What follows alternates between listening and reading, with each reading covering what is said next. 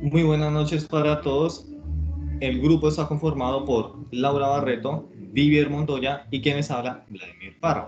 Vamos a empezar a realizar el taller uno, el cual nos dice que era el aerópago en ese tiempo. Normalmente era una colina muy cerca a Atenas, el cual participaban los aristócratas.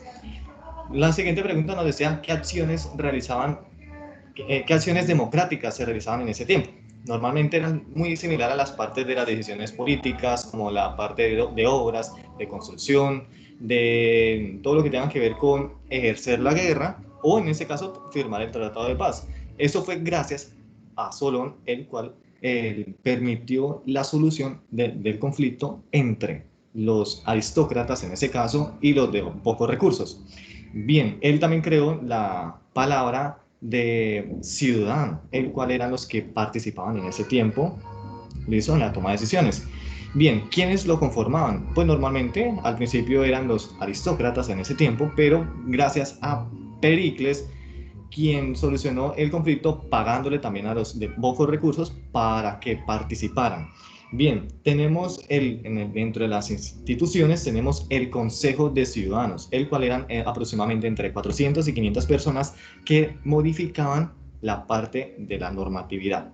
Bien, luego tenemos los tribunales populares, el cual eran aproximadamente 6.000 personas, pero en ese caso ambos eran elegidos de forma aleatoria, o sea que todos tenían que participar.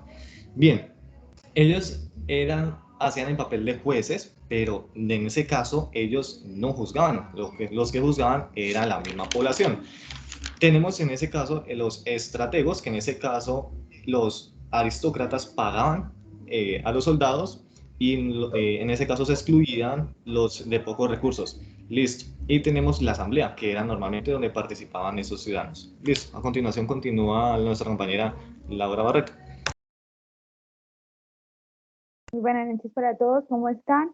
Se nos pidió describir y sustentar algunos valores de la democracia griega. Según Pericles, la democracia griega tiene cuatro valores. El primero es el valor de la igualdad dentro de la ley aplicable a todos los ciudadanos. Óigase bien, ciudadanos.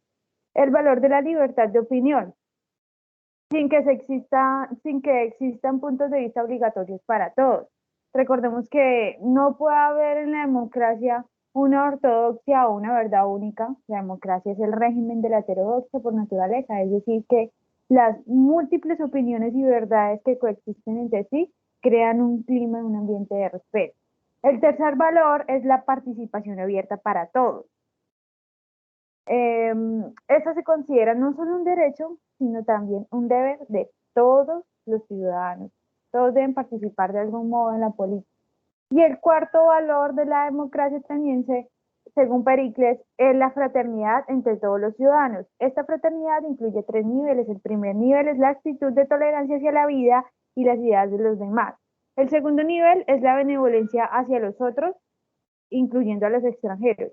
Y finalmente un tercer nivel, que es la preocupación hacia los débiles, eh, es lo que llamamos comúnmente como una tolerancia activa. También se nos pidió dar una opinión informada sobre las fragilidades de la democracia griega y encontramos que estas fragilidades entran en conflicto con los ideales democráticos modernos, ya que solo el 20% de la población era partícipe y eran llamados ciudadanos. Esto era posible ya que el 80% de la población era altamente explotada, ¿sí? La mayoría de los habitantes de Atenas no eran considerados ciudadanos. Por ejemplo, los esclavos no eran considerados ciudadanos. ¿Quiénes eran los esclavos? Eran prisioneros de guerra, hijos de esclavos, presos importados de otras regiones, niños abandonados y las personas que tenían deudas y no las pagaban, es decir, las personas que no tenían fluidez económica, los pobres, ¿sí? Quienes no eran ciudadanos, las mujeres se ocupaban de las tareas domésticas, de criar a los niños, no tenían mucha vida social y desarrollaban sus actividades en un cuarto, qué pena, llamado el gineceo. El gineceo es un cuarto de la casa donde ellas se dedican a su actividad de crianza, y eran las madres pues de toda la polis.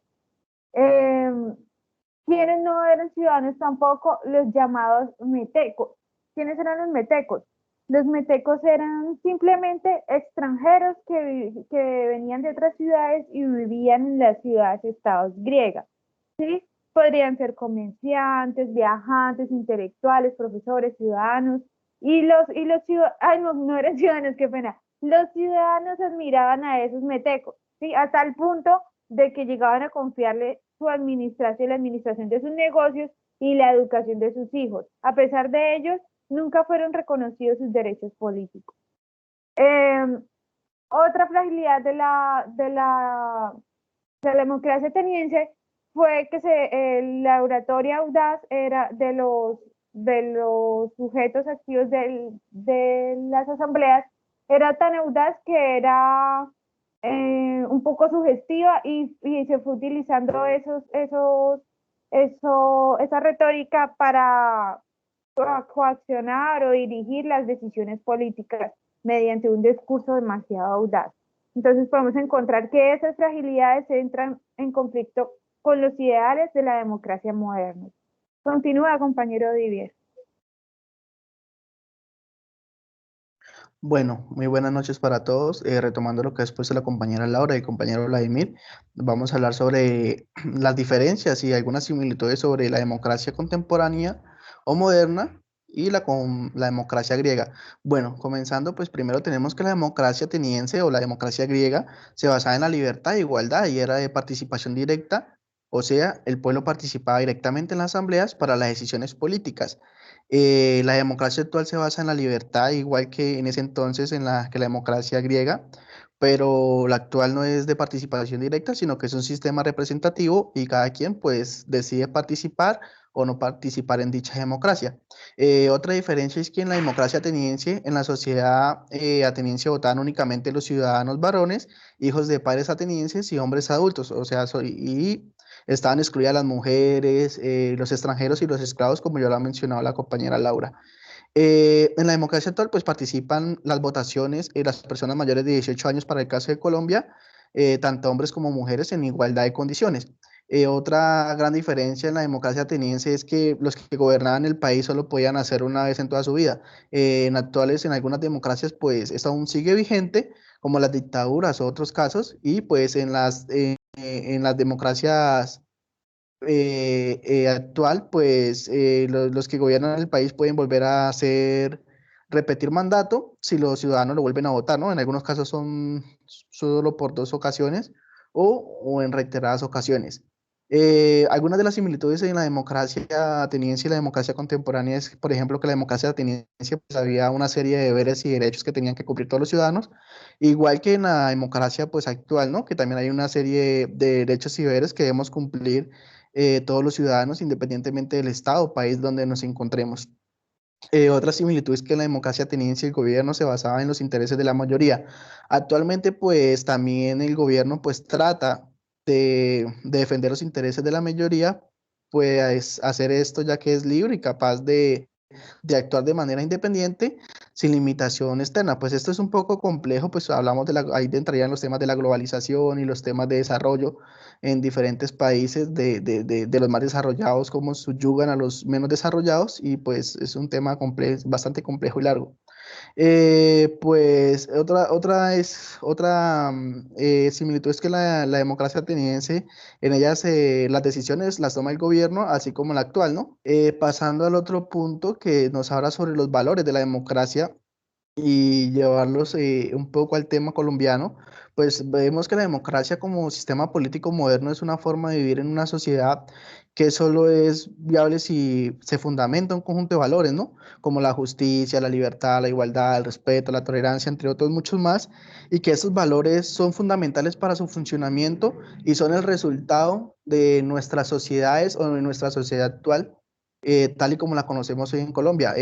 Pues practicando estos valores al gobierno colombiano, a nuestra nación, vemos que estos valores solo se cumplen en cierto porcentaje o en cierto principio y pues no son totales y plenos. Pues por ejemplo la libertad, la igualdad, vemos que en Colombia son un poco difíciles, son un poco limitados. Por ejemplo, tanto la libertad de expresión como la libertad de movilidad en el territorio, ¿no?